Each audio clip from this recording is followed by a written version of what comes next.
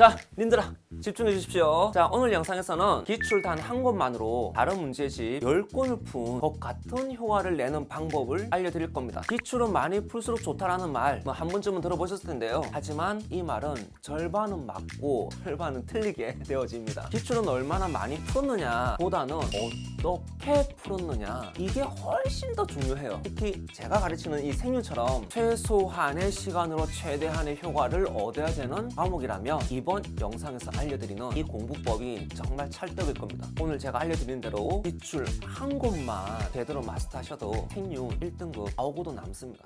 자, 그러면 이제 본격 시작을 한번 해봅시다. 기출 문제집을 푸는 목적을 그냥 하나로 딱 정리해달라고 한다면 암기할 포인트를 확인하는 겁니다. 그런데 이게 다시 두 개로 나누십니다. 내가 아는 것과 내가 모르는 것, 이렇게 두 개가 됩니다. 그래서 정리하면 이렇게 됩니다. 목적, 암기할 포인트 확인. 근데 그게 첫 번째, 내가 아는 것. 두 번째, 내가 모르는 것. 이렇게 이제 세부 정리가 되는 거죠. 자, 머릿속에 딱 박아 놓으세요. 그럼 여기서 질문. 1번이 중요합니까? 2번이 중요합니까? 답은 뻔합니다. 2번입니다. 그래서 기출 푸는 목적을 한 줄로 정리하라면 내가 모르는 것을 확인하고 머릿속에 집어넣기. 그리고 이거는 사실 모든 과목에 공통되는 내용이 될 거예요. 그 다음이죠. 그러면 내가 모르는 거 다 외우면 됩니까? 그거 진짜 무식한 거고요. 자, 다시 여러분, 제가 다른 영상에 얘기했지만 그거 다 못 외워요. 제발 자기 객관을 좀 해주시고요. 제가 제안 드리는 건 뭐냐면은 내가 모르는 것도 세부적으로 나누어야 된다. 그리고 이제 제가 가르치는 게 어쨌든 생윤이니까, 그렇죠? 생윤의 한정에서 보자면 이 모르는 게 세 가지로 다시 나누어집니다. 1. 바나나. 2. 제시문. 3. 지식. 생윤은 이 세 가지를 모두 구분할 줄 아는 친구와 구분하지 못하는 친구들 간의 공부의 효율성에 차이가 생기는 거예요. 진짜 이 세 가지를 제대로 구분만 할 줄 알면 구분 못하는 친구보다 20배, 30배, 100배 더 효율적인 공부를 할 수가 있습니다. 자, 생윤의 특이점은 바나나입니다. 제가 늘 얘기하지만 생윤은 좀 특이한 과목입니다. 너무 뻔하고 당연한 내용, 이 선지로 나오는 경우가 많아요. 그래서 어떤 문제는 또는 어떤 선지는 공부 안 해도 풀려. 참 거짓을 판단하는 기본적인 논리력과 독해력만 있으면 맞출 수 있어요. 그런데 이상하게도 이런 당연한 선지를 여러분들이 자꾸 틀리더라고요. 그래서 저는 이렇게 누가 보더라도 이건 맞는 선지야 또는 틀린 선지야라고 판단할 수 있는 선지들, 바나나 선지라고 얘기를 하고요. 쌤! 왜 바나나입니까? 라고 질문하신 분들이 있는데 그 이유는 이 영상에서 제가 소개를 해두었습니다. 여러분의 바나나 성향 테스트 내용도 포함되어 있으니까요. 한번 봐보세요. 생윤을 어떻게 공부해야 될지 확실하게 감을 잡으실 수 있을 겁니다. 자, 제가 여러분에게 실제 바나나 선지 사례 하나 보여드리도록 하겠습니다. 가장 최근의 수능, 즉 작수 기출 문제입니다. 보기 니은 선지가 바나나 선지입니다. 자, 니은이 지금 뭐라고 얘기하고 있습니까? 동물의 고통에 대한 동정심은 도덕적 의무에 어긋나지 않는다라고 되어 있습니다. 그렇죠? 자, 상상해 봅시다. 지나가는 개가 차에 치였습니다. 그래서 이제 피를 철철 흘리면서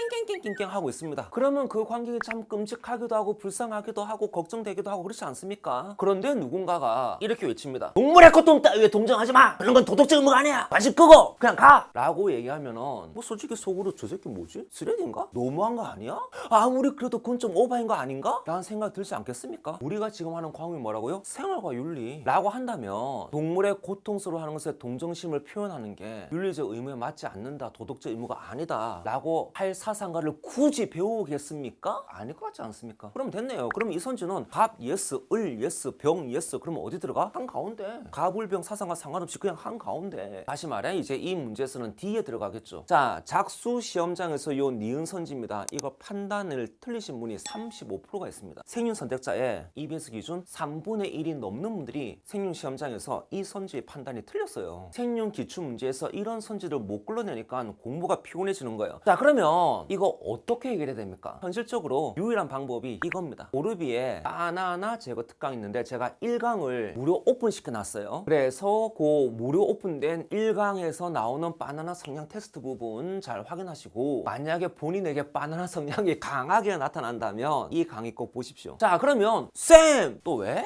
그러면 바나나 제거 특강 들으면 생윤 기출 한 권을 10권처럼 풀 수 있는 겁니까?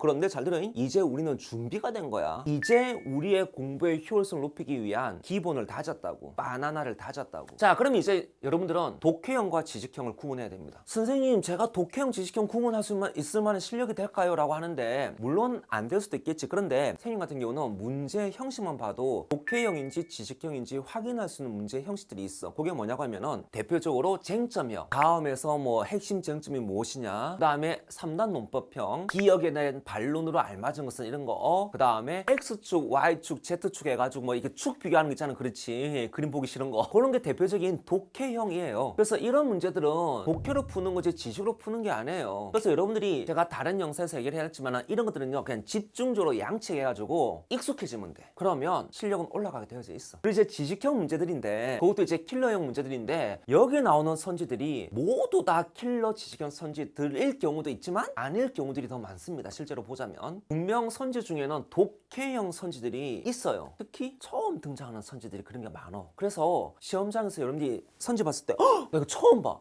나 생각보다 공부 많이 한 것 같은데 처음 봐. 헐, 어떡하지? 하고 멘탈 깨지는데 그럴 필요가 없는 거라. 왜? 제시문하고 연결시켜가지고 추론이 가능하니까 해준다니까. 실제로 보여드릴게요. 26학년도 6월 평가원입니다. 그렇죠? 작수보다 더 따끈따끈한 평가원 기출문제입니다. 자, 선지 5번을 봐보세요. 을사상가가 로크인데 일단 독해형은 사상가가 누군지는 몰라도 돼. 그렇지 않니? 독해로 되니까.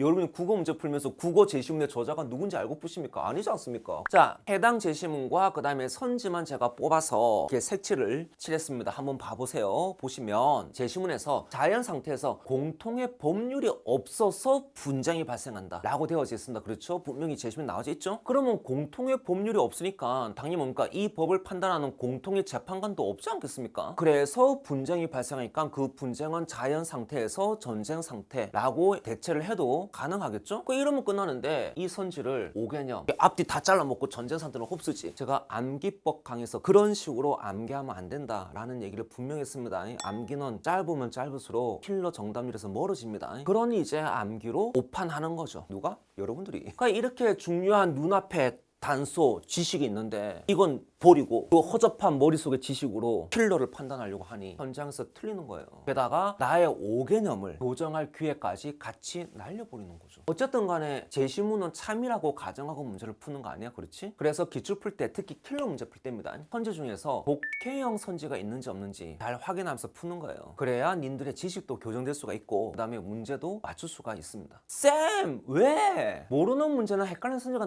나왔습니다. 어떻게 되나요? 이런 질문을 많이 해요. 그런데 이 질문에 대한 답은 이미 나왔어요. 무슨 말이냐? 자, 지금 내가 눈앞에 문제를 풀고 있어. 그렇죠? 문제를 풀고 있는데 선지를 모르겠어. 또는 헷갈려. 이거는 일단 내 머릿속에 있는 지식이 없던가 불완전하다는 거지 않습니까? 그렇죠? 심지어 지식이 헷갈리니까 문제 푸는데 방해까지 되고 있는 상황입니다. 그러면 일단 문제 풀 때는 지식을 포기해. 쌤! 너 왜? 지식 포기하면 남는 게 없지 않습니까? 자, 다시 얘들아 정신 차려. 지식 포기하면 남는 게 2개가 있어. 나 앞에서 3개 확인하라 했잖아. 바나나, 독해, 지식 포기했지. 뭐가 남아? 독해랑 바나나가 남잖아. 왜 아무것도 없어? 정신 차려 얘들아. 자, 일단 눈 있지? 그럼 제시문 봐. 오케이? 지식은 없어도 제시문이 남습니다. 게다가 이 제시문은 평가원이 3이라는 전제하에 뽑은 제시문이에요. 이것만큼 확실한 게 어디 있습니까? 그리고 나머지 하나는 뭡니까? 바나나. 이 바나나 보는 시각이 있으면 그냥 이걸로 해결되는 거 보여드렸잖아요. 자, 그러면 문제는 어떻게 여차저차 풀었어. 오케이. 뭐 맞췄든 틀렸든 간에. 근데 그러면 이걸 어떻게 됩니까? 외워야 됩니까? 자, 외우기 전에 일단 확인 좀 하자. 개념서나 노트 필기, 특히 단권하는 노트 필기 있나요? 있으시길 바랍니다. 펴세요. 펴보니까 거기 내용이 적혀져 있어. 또는 연관되는 내용이 있어. 연결할 수 있는 내용이 있어. 그러면은 표시하고요. 그건 외우셔야 됩니다. 뭐 독해형이든 바나나형이든 상관없어. 무조건 개념서에 있어. 또는 노트 필기에 있어. 그냥 고민하지 말고 외워 얘들아. 그런데 만약 개념서나 노트 필기 이게 없어. 그럼 어떻게 되느냐? 이게 또 다시 2개로 나눠집니다. 만약 지금 푼 문제가 B킬러다. 그러면 패스. 에? 생크로 됩니까? 그래도 괜찮습니다. 왜? 문제 풀면서 습득이 되니까 걱정하지 마시고요. 패스하고 넘어가. 대신에 한번 읽어는 봐야 된다. 그렇지? 우리 한번 뭐 뒤에는 해설도 한번 읽어보고요. 그 다음에 개념도 한번 확인해 보고요. 그 작업들은 해주셔야 됩니다. 근데 굳이 외우려고 노력할 필요는 없습니다. 자, 그런데 이게 킬러 문제야. 우리 흔히 말하죠 고난도 문제지. 그러면 외웁시다. 그리고 이왕이면 노트 필기에 추가해 둡시다. 자, 그러면 바나나도 아니야. 독해형도 아니야. 그러면 당연 지식형이겠죠? 그런데 참고로 킬러 문제 같은 경우는 이번에는 독해형이었는데 다음에는 지식형으로 나오는 경우들이 종종 있습니다. 생유는 그래요. 그래서 킬러형 같은 경우는 되면 독해형 또 내용 확인하시고 외우셔라 라는 말씀을 분명히 앞에서 해드렸습니다. 놓치시면 안 돼요. 자, 여튼 이제 이거는 지식형이야 또는 외워야 될 내용이야. 그러면 이제 어떻게 되느냐에 대해서 말씀드리도록 하겠습니다. 자, 일단 여러분의 노트 또는 여러분이 단권화시키는 개념서 펴세요. 그리고 내용 있는지 확인하세요. 지금까지 제 경험상 보자면 분명히 시험장에서 몰랐는데 놀랍게도 여러분이 모르는 지식이 한 3분의 2 정도는 개념서나 노트 필기에 되어져 있을 겁니다. 제가 지금까지 봐온 현장생들은 다 그랬어요. 자, 그러면 보고 넘어가면 되느냐? 큰일 납니다. 예, 지금 알 것 같죠? 예, 나중에 몰라요. 제가 기출 5 회독법에서 언급을 했는데 회독할 때마다 님들이 틀렸던가 아리까리한 거는 일단 표시를 해라. 그리고 색깔 구분을 하라 라는 말씀을 드렸습니다. 자, 1회독하면서 틀려서 아리까리에 빨간색으로 표시한다고 치자. 예를 들어서 그러면 2회독, 3회독 할 때는 색깔을 달리 구분하라고요. 이 작업을 해나가면 당연히 색깔 구분하는 게 점점점 줄기는 하겠죠. 근데 분명히 색깔이 중복되는 것도 있고요. 그리고 추가되는 것도 놀랍게도 있습니다. 근데 그게 당연해요. 당연 색깔이 중복되거나 처음에는 안 헷갈리는데 두 번째, 세 번째 헷갈리는 것들, 얘네들이 최우선 1순위 관리 대상입니다. 그리고 이제 이러한 색깔 구분은 님들이 푸는 기출문제집에도 표시되어야 되는 건 당연하겠지만 같은 색깔이 단권화된 노트에도 똑같이 표시를 해주는 게 좋습니다. 그래야지만 나중에 기출문제 보면서 노트 필기 볼 때 바로 이어서 확인할 수가 있습니다. 그래야지만 시간 낭비를 1초라도 줄일 수가 있어요. 자, 기출 한 권을 10권처럼 풀려면은 보조 교재가 필요합니다. 그게 저는 그걸 단권화 노트라고 불러요. 그래서 사탐 노트는 무조건 단권화하시고요. 제가 단권화의 기본 원칙을 노트 필기 영상에서 말씀드렸어요. 기본 원칙이 앞면은 개념 필기, 뒷면은 비오더라. 그 비워진 곳이 이제 사용이 됩니다. 지금 제가 하는 말이 뭐 말인지 모르시면은 이 영상 꼭 보세요. 노트 필기법 꼭 보셔야 됩니다. 이 공부가 그렇게 만만하진 않습니다. 이 단권화된 노트 필기법이 여러분의 노트 인생 그리고 여러분의 시험 인생을 바꿀 수가 있을 겁니다. 자, 일단 개념 필기하는 부분을 펴세요. 그럼 분명 필기되어 있는 부분이 있을 텐데 한 3분의 2 이상은 그 필기가 꼭 됐단 말이야. 그냥 그대로 됐단 말이야. 그렇죠? 이건 이제 여러분이 놓친 지식이지 않습니까? 그렇죠? 당연히 표시하셔야죠. 그리고 당연히 외우는 작업을 하셔야 됩니다. 그리고 이때는 잘 드십시오. 머리에서 한번 튀어나간 애야. 이미 가출했던 애야. 그렇기 때문에 얘를 강하게 붙잡고 와야지 돼. 무슨 말이냐? 백지복습하세요. 그리고 이제 이 작업을 계속하면서 처음 틀린 것이랑 두 번째 틀린 거 색깔 구분해서 표시하시되, 그런데 이건 너무 좀 지저분해. 너무 이렇게 복잡해 보이고 그래. 그러면은 숫자로 표시해도 돼. 그냥 뭐 1번, 2번, 3번 이렇게 해도 돼. 또는 뭐 퍼스트, 세컨드, 서드 이렇게 해도 됩니다. 그거는 여러분이 알아서 하시면 돼요. 자, 그런데 이제 필기는 없어. 그렇지. 아무리 필기랑 뭐 연결시키려고 해도 안 돼. 그런 게 분명히 있습니다. 그렇죠? 자, 이거는 이제 뒷면 넘기셔가지고 활용하시면 됩니다. 우리가 흔히 말하면 이제 5단 노트 정리라는 게 이제 이때 되는 거예요. 이때 어떤 분들은 이제 포스트잇을 활용을 하는데, 적어도 이 포스트잇이 개념 필기된 앞면에 있으면 좀 안 좋은 게 이게 붙지 않습니까? 그렇죠? 예, 붙었으면은 이게 또 시선을 방해를 해. 그래서 뭐 가급적 사용을 좀 자제하든가 또는 뭐니 기존의 필기를 가린다든지 이런 일은 없게끔 하셔라 라는 말씀을 제가